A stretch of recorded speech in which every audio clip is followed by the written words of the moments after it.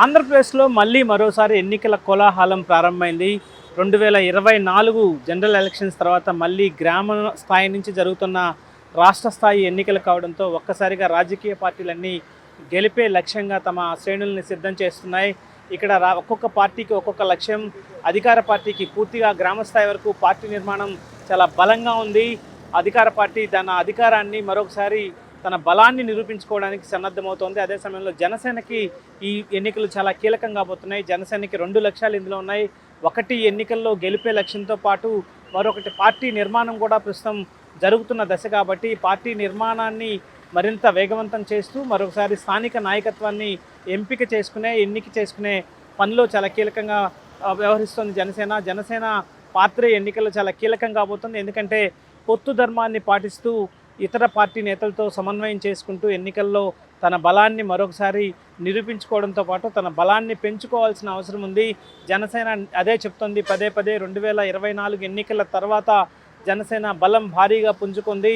అప్పుడు కూడా తమ బలాన్ని పరిమితం చేసుకునే చాలా తక్కువ స్థాయిలో సీట్లను మాత్రమే అప్పటి పరిస్థితుల దృష్ట్యా అసెంబ్లీకి తీసుకున్నాం, పార్లమెంటుకి సంబంధించి కావచ్చు. కానీ ఈసారి జనసేన బలం పెరిగింది కాబట్టి ఆ మేరకు సీట్లను మేము తీసుకోవడంలో ఎలాంటి మొహమాటం లేదని చెప్తున్నారు. దానికి సరికొత్తగా ఆత్మగౌరవం అనే పదాన్ని జోడిస్తున్నారు. ఈరోజు సమావేశంలో కూడా ఈరోజు జనసేన ఆత్మీయ సమావేశం నిర్వహిస్తుంది.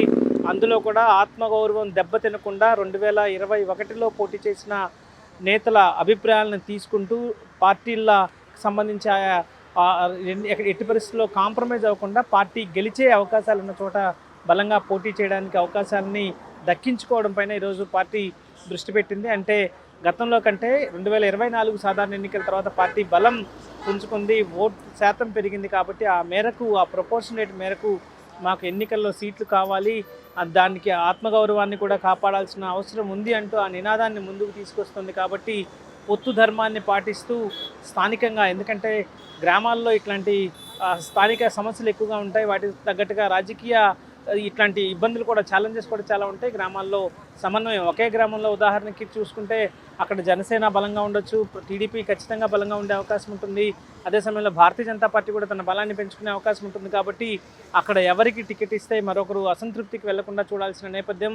అందరూ కలిసి ఐక్యంగా గెలుపు కోసం కృషి చేయాల్సిన, కూటమి అభ్యర్థి గెలుపు కోసం కృషి చేయాల్సిన అవసరం. కాబట్టి ఆ దిశగా పార్టీ శ్రేణుల్ని 3 పార్టీలు విడివిడిగా సన్నద్ధం చేసుకోవాలి. కలిసి మళ్ళీ ఆ దిశగా ముందుకి ఒక ఓరియంటేషన్కి రావాల్సిన పరిస్థితి. కాబట్టి ఆ క్రమంలో ప్రస్తుతం పార్టీ చాలా సీరియస్గా వెళ్తున్న నేపథ్యం కనిపిస్తుంది. ఈరోజు కూడా కేవలం 200 మీటర్ల దూరంలో ఒకవైపు టీడీపీ కార్యాలయంలో పార్టీ చీఫ్, అలాగే రాష్ట్ర ముఖ్యమంత్రి అయిన చంద్రబాబు పార్టీ సీనియర్ నేతలతో సమావేశమయ్యారు. ఆయన కొద్దిసేపు క్రితం మీడియాతో మాట్లాడుతూ కూడా ఖచ్చితంగా ఈ ఎన్నికలను వాయిదా వేయడానికి వైఎస్ఆర్ కాంగ్రెస్ పార్టీ ప్రయత్నిస్తోంది. అది దింపుడు కల్ల ఆశం మాత్రమే.